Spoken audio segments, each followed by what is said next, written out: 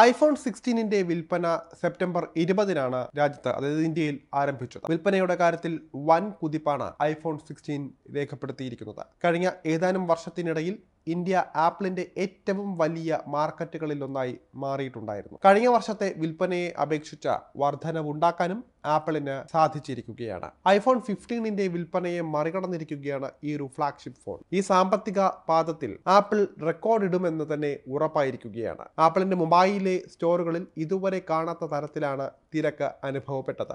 തലസ്ഥാന നഗരിയായ ഡൽഹിയിലും വലിയ വിൽപ്പന കുതിപ്പാണ് രേഖപ്പെടുത്തിയിരിക്കുന്നത്.